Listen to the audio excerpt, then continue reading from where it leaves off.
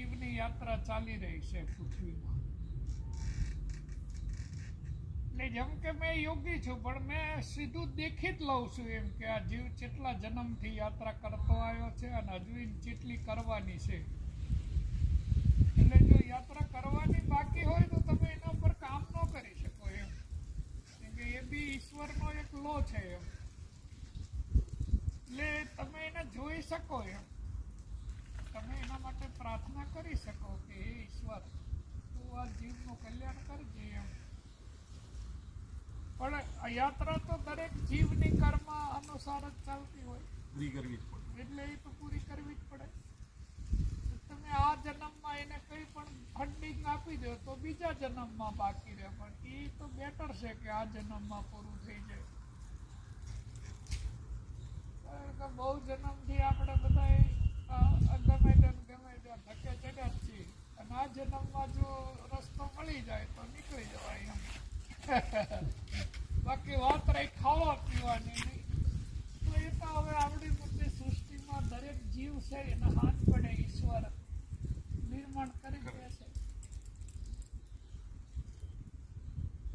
તું ही नाम तारण धरो उनका धारण तो निवारण करेगा, नफा दांत वाको तो दिया दूध माको, माता के गर्भों में सबर जो करेगा, तुम ढूंढो अपना सीना तो मिटे दिल का चीना, जिन्हें पेट दिया सो आपे भरेगा, मुरादम कहे मुकंदर के अंदर, जिन्हें टांक मारा नटारा टरेगा. એટલે અહીંયા પહેલાથી જ બધી વ્યવસ્થા થયેલી જ છે એમ, કોઈ વ્યવસ્થા કરવાની ને બધી માથાકૂટ છે નહીં. બારે જતા રહો, બહાર જતા રહો, કઈ કામથી આવ્યા છો?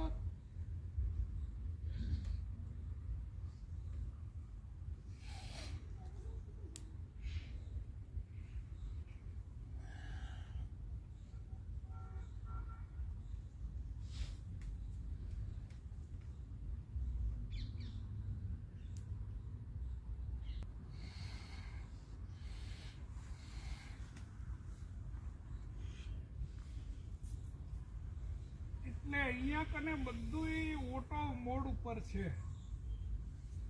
કોઈ વસ્તુ એવી છે નહીં કે જે પેલું હોય કઈ.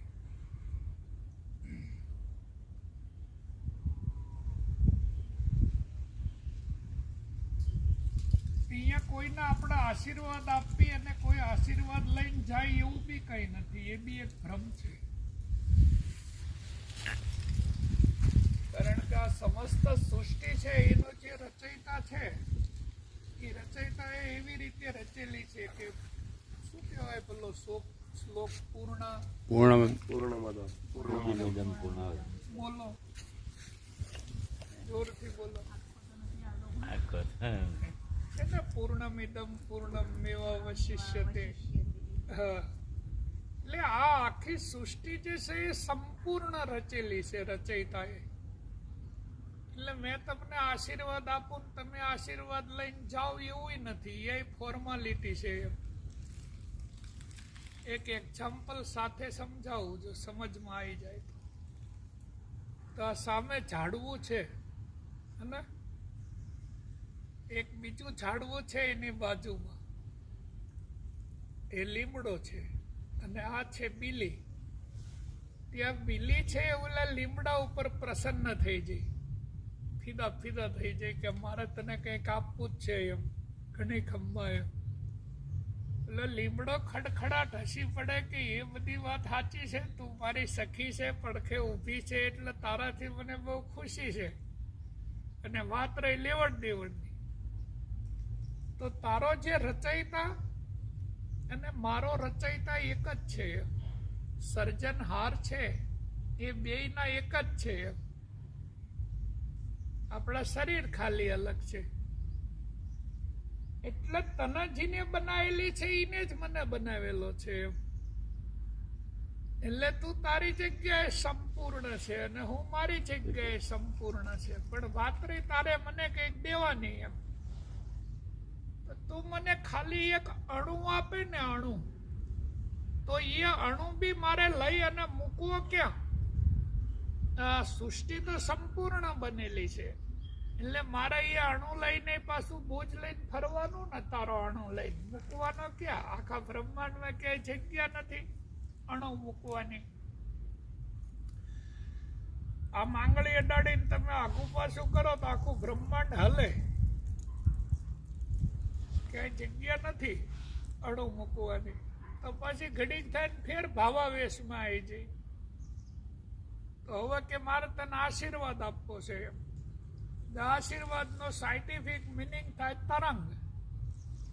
એટલે લીમડો કે ભાઈ તરંગે છે મેકવાની 553 ગીગાહર્ટ્ઝ પર ફ્રીક્વન્સી ચાલે છે મારી. તારી એક તરંગ મારામાં ઘરી જાય તો ત્યાં એલાઇનમેન્ટ જતું રહે.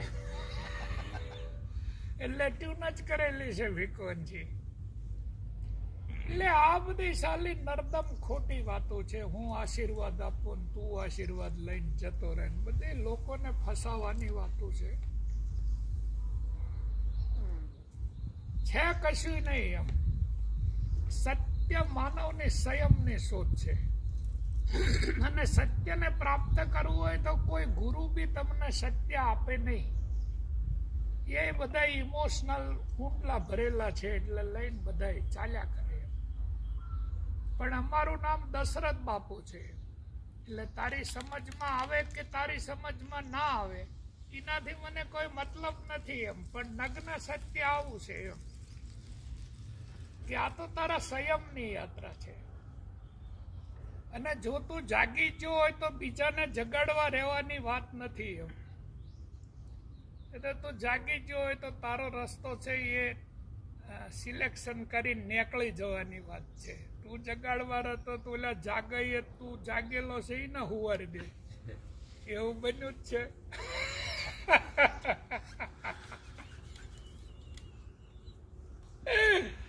એટલે અહીંયા તો જે જાગી ગયો એ બંદૂકની ગોળીની જેમ નીકળી ગયો. અને દરેક જીવને જાગવાની જો તમન્ના આવી જાય તો એ તો જાગીને નીકળી જ જાય ને. અહીંયા કને બીજાને જગાડવાની વાતો નથી એમ. એ વેવલા વેડા છે એમ. આપણે જાગી ગયા હોય તો બીજાને જગાડવા પડે ને. હવે તું જાગી ગયો હોય નીકળી જાય ને ભાઈ બીજાને જગાડ્યા વગર હુવાથી શાંતિથી. ના તો પરમપદને પ્રાપ્ત કરે કે ના એ શાંતિથી હોઈ શકે. જગાડીને વચ્ચે લબડતા મેકીને જતા રહે પછી એ જીવનું શું થાય એમ. ના તો એ ઓલી બાજુ શાંતિથી ભૌતિક સુખોમાં રહી શકે કે ના તો આધ્યાત્મિક સુખમાં રહી શકે. કાશ્મીરથી કન્યાકુમારી સુધી બધા જીવને જગાડ્યા પણ પોકાડ્યા તો કોઈ નહીં નથી ઓલા કિનારે. બધાને જગાડીને માલ પાણી ખેંચ્યા અને વચ્ચે લપડતા મેલી નાહી ગયા.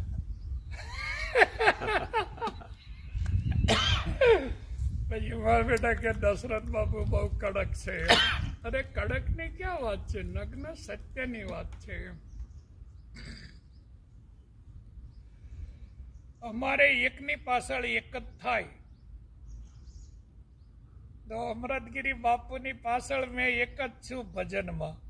બાકી તો બધા ઘણા છે. એમને તો ઘણા બધાના માથા ઉપર હાથ મૂક્યો છે. પણ કોઈ પરમપદને પ્રાપ્ત કરવા નહીં જોવો એમ.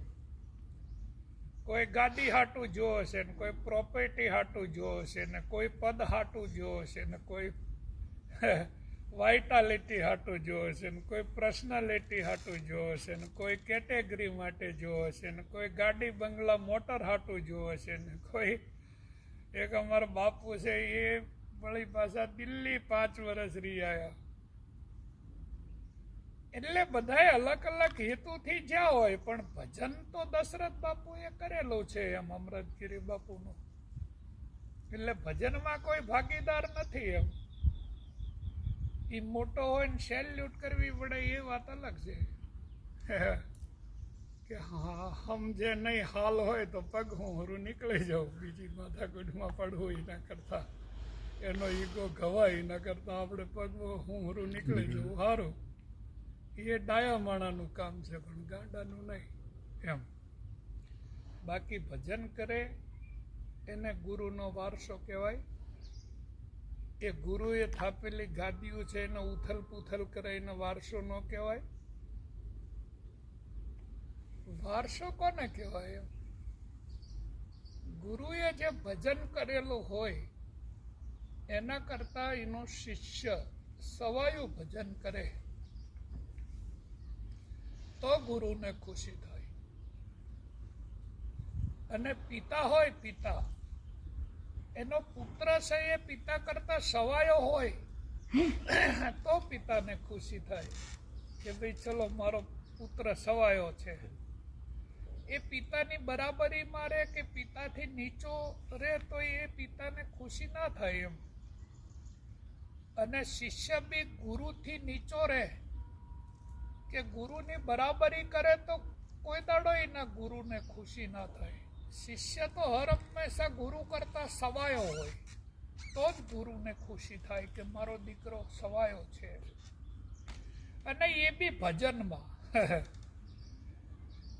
વ્યવહારમાં તો બધી હોટલો જે 5 સ્ટાર છે એના જે કેશિયરો છે એ સારું કામ કરે છે અને ત્યાંના પ્રભારી હોય બધી હરખી હોટલો ચલાવે છે. એવું કંઈ સાચું નથી. કોઈ આશ્રમ ચલાવો કે કોઈ મંદિર ચલાવો એમાં કંઈ શું નવું કંઈ ભણવાનું છે? નવું ભણવાનું છે યોગી બનવું. બાકી બધું હાલવાનું જ છે. અનાદિકાળથી બધી જગ્યાઓ હાલત છે ને.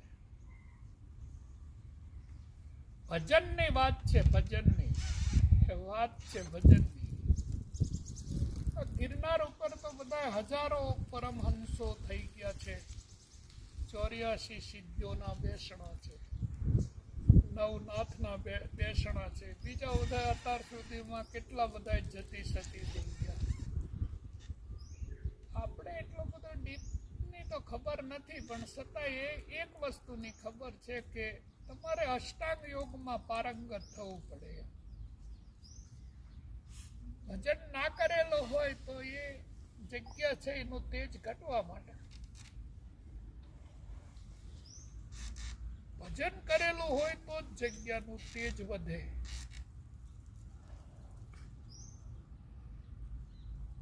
અમારે બધાય પરંપરાઓમાં બધાય સિદ્ધ પુરુષો ઘણાય થઈ ગયા. બધા ચેનલ ચાલી આવે છે પહેલાથી.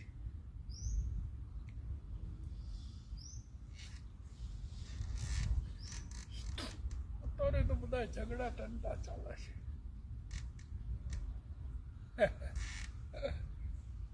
પેલા સ્વામિનારાયણ બાપા વાળું જામ્યું હતું, પછી એ જતું રહ્યું તો કંઈક બીજા બાપુનું જામ્યું. કોણ બાજે છે? બધાને ભજન કરવાનો સમય આવ્યો છે, પણ ભજન કોઈ કરતું નથી. અત્યારે તો હવે જે થાપેલા ધર્મો છે, જે ધર્મોની સ્થાપના થઈ ગયેલી છે, એ ધર્મોને ટકાઈ રાખવાની વાત છે. એ સંપ્રદાયોને ચલાવવાની વાત છે. કે જે મહાન પુરુષો એવું ઊભું કરેલું છે એનું મેનેજમેન્ટ કરવાની વાત છે. ભજન કરવાની વાત નથી. કોઈ શિષ્ય એવી રીતે રૂટીન નથી ગાદી ઉપર ચડી જતો કે મારે ભજન કરવું છે. એમ વ્યવહાર કરવો છે. માલ પાણી છે એ હારા મળે અને વાસનાઓને ભોગવવી છે. ગાદી ઉપર ચડી ગાડીઓ ફેરવવી છે બધાને મર્ચડીસ ને. સમજ્યા તમે વાતને? પછી સખી સહેલીઓના ટોળા હોય, બાપુને ગાણા ગાતી હોય ને. આ બધી હરી એકલી વાસનાના કીડા છે. કોઈ વાર તો એમ થાય છે કે હવે લોડ કરવા જેવી છે, અને અનલોડ થઈ જાય તો ઉતારવા માંડવા જેવી છે. મોદી સરકાર જો એક સારો કાયદો બનાવે તો મોજ આવી જાય. તો આ વાઘરાઓનું બધું વાત પૂરી થાય.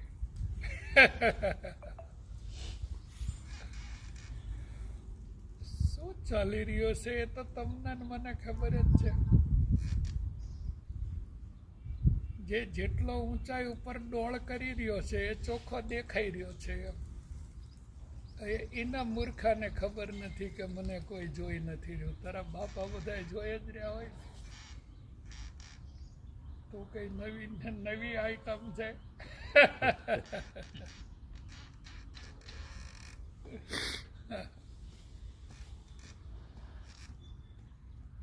પણ અહીંયા કશું છે નહીં. અહીંયા સૂર્ય છે, ચંદ્ર છે, નવલખ તારા છે, આકર્ષણ અને વિકર્ષણની શક્તિ છે. ઉત્તર ધ્રુવ પર ફ્યુઝન થાય છે અને દક્ષિણ ધ્રુવ પર નાદ જનરેટ થાય છે. સત્યમાં શું જાણવું છે?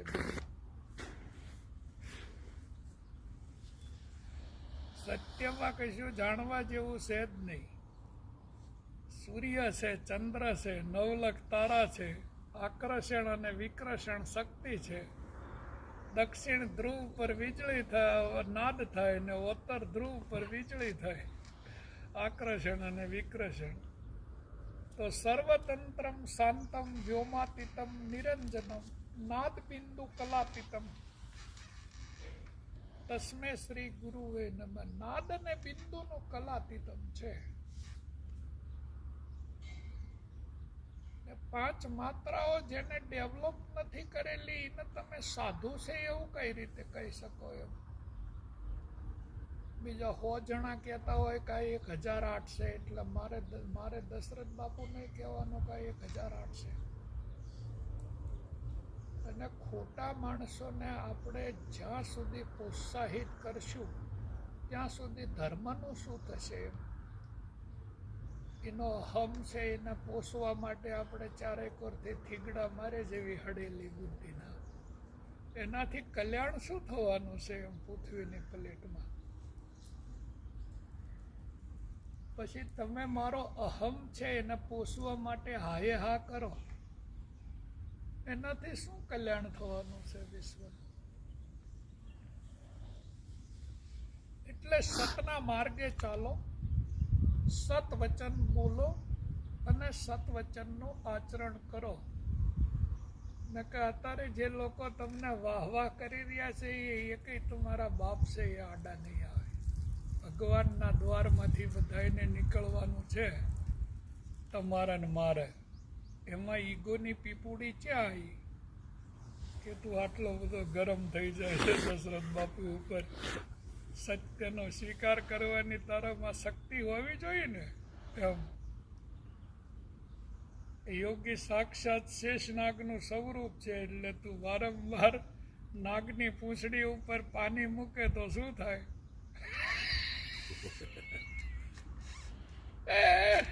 એ તો ઊભો થવાનો જ છે ને કે ભાઈ સતના માર્ગે ચાલો. પણ ખોટા માણસો છે, ધર્મનો જબરજસ્ત ધંધો બનાવી દીધેલો. અને અત્યારે આના જેવો કોઈ ધંધો જ નથી. એને ઢબલાની ધની ખબર ના પડે તોય બાપુ થઈ જાય સોસાયટીમાં.